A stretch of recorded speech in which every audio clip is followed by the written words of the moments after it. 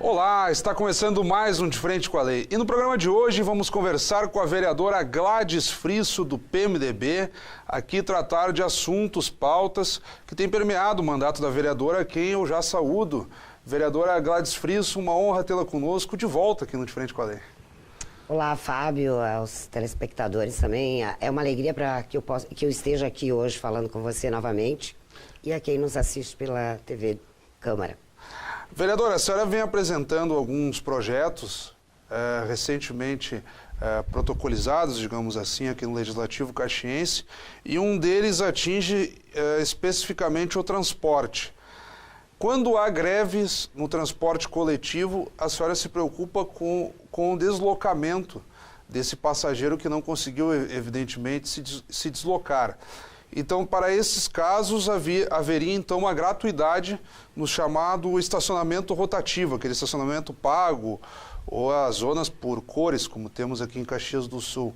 Eu gostaria que a senhora explicasse um pouco mais dessa proposta e como é que tem sido já a reação das pessoas que conversam com a senhora dessa possibilidade. Isso.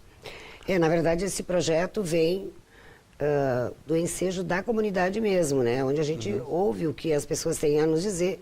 Nós passamos recentemente por uma greve do transporte urbano, né, coletivo.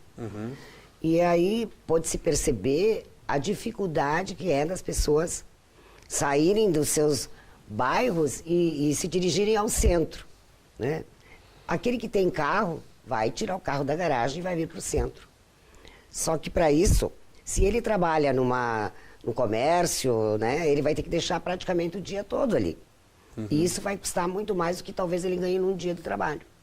Então a gente está entrando com esse projeto para ver da possibilidade, da viabilidade de nos dias em que o coletivo fizer greve, os estacionamentos rotativos ficam liberados, ficam livres para o estacionamento. Mas aí é para qualquer cidadão, então? Qualquer cidadão, não tem como a gente medir se a pessoa já vem de carro ou não, né? Vai ter que ser uma medida para todos, né? Faz poucas semanas que a senhora apresentou esse projeto aqui no âmbito do Legislativo. Já foi possível travar alguma conversação com a secretaria competente, como, por exemplo, a Secretaria de Trânsito, Transportes e Mobilidade, ou até aqui no âmbito da própria Comissão de Desenvolvimento Urbano, Transporte e Habitação, hoje presidida pelo vereador Eloy Frisso? Como é que a senhora tem já encaminhado esse diálogo do ponto de vista dos atores públicos que serão impactados no desenvolvimento dessa ideia? Tu falaste que nós protocolamos há poucos dias, de fato, então nós estamos entrando em contato com as comissões, né, para conversar, para ver qual é a ideia, qual é a aceitação, de que forma eles veem este projeto. Um outro projeto, e nós estamos falando aqui, que a senhora traz, e são vários, trata do chamado Pacto de Amizade, que aí, para que as pessoas entendam, são cidades com alguma semelhança, mas em pontos diferentes do nosso globo aqui, de países diferentes, que vão fazer uma espécie de intercâmbio e tentar se desenvolverem mutuamente, mas com a chancela do poder público. Eu gostaria que a senhora também explicasse um pouco melhor isso, do Pacto de Amizade. Muitos fazem intercâmbio isoladamente. Como é que se daria esse intercâmbio entre cidades amigas, digamos assim? Na verdade, Fábio, esse projeto a gente caminhou devido a uma grande dificuldade que a ASP, que é a Associação da Piccola Itália, teve em conversar com o prefeito atual. Porque isso já vinha ocorrendo, essa negociação e esse pacto de amizade na administração passada. Como o prefeito, que estava anteriormente, perdeu, e o pessoal tentou marcar com o novo prefeito para explicar como funcionaria, né? Não conseguindo audiência, eu também tentei fazer este elo entre a Associação da Piccola Itália com o gabinete do prefeito, também não tive sucesso. Então, nós achamos por bem encaminhar como um projeto. Um projeto de lei. Um projeto de lei, nós encaminhamos, então, ele a partir do dia 27/4, tá? Então, nós tentamos conversar com a administração logo depois das eleições, né? Aí a senhora está se referindo então às eleições de outubro do ano passado, Outubro do ano ainda passado. com o prefeito Alceu Barbosa Velho. Quando a senhora fala... Não. Com o prefeito eleito Daniel Com o Guerra, prefeito eleito naquela Daniel época, Guerra, e hoje prefeito de Caxias do Sul. Na época da transição, né? Então, não obtendo esse resultado de uma conversação, nós optamos por apresentar como um projeto de lei. E foi interessante, Fábio, porque assim que a gente apresentou como um projeto de lei, ele já surtiu algum efeito. Porque o pessoal, a presidente, né, uma mulher dessa ASP, entrou em contato dizendo, ela está na Itália, né, de que o próprio governador já teria estado em contato com essa associação para ver no que eles poderiam ajudar, porque eles também viram da importância, acharam importante este pacto de amizade. Porque não é só fazer uma amizade, um contrato com qualquer local. Não. Esse local, ele tem que ter em todos os aspectos, tá? No geográfico, todos os aspectos, ele tem que ser parecido com a cidade, por exemplo, da Itália. E nós temos aqui Córbola, que é muito parecida com Galópolis. Então, a Itália, ela tem um grande interesse, né, em fazer esse pacto de amizade para que se faça o gemelágio e para que se tragam essas crianças do ensino fundamental que venham para cá conhecer, ver, e as daqui vão para lá para conhecer, ver e aprender da história dos imigrantes e não deixar morrer isso, né, a cultura desse país.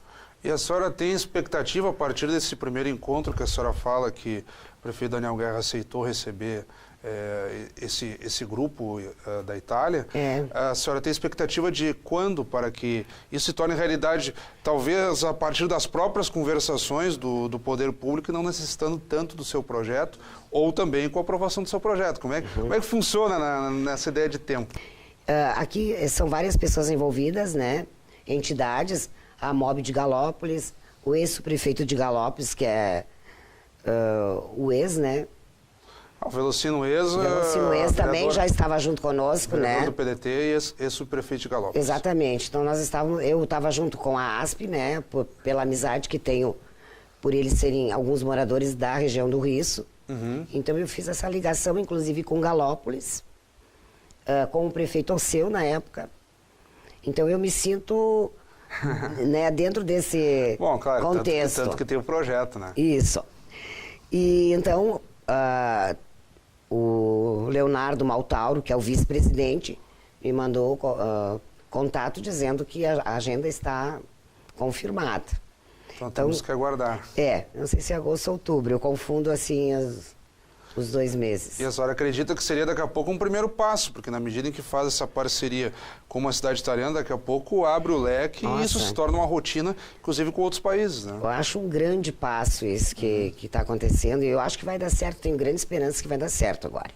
E quanto ao projeto especificamente na casa, que eu lhe perguntei, há alguma expectativa sua a partir da tramitação para que vá a plenário, pelo menos? Sim. Como é que está o andamento disso? Nós estamos aguardando, né, que vá logo para o plenário, né? Mas não tivemos ainda nenhum apontamento. Tá, porque também ainda é recente, né? É recente. Do ponto de vista de prazo.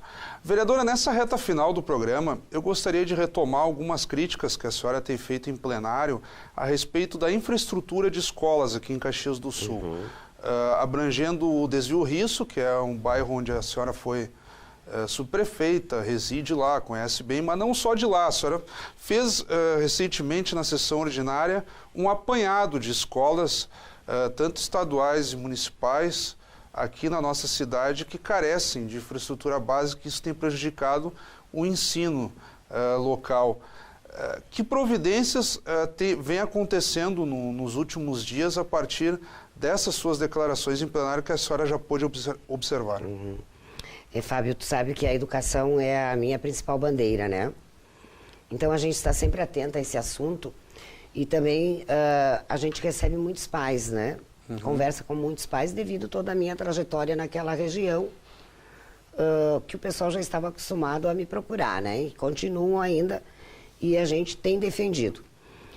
As dificuldades que nós encontramos lá no Desvio Risso, há 10 anos atrás a gente já vinha alertando para que iria acontecer isso e providências muito poucas foram tomadas.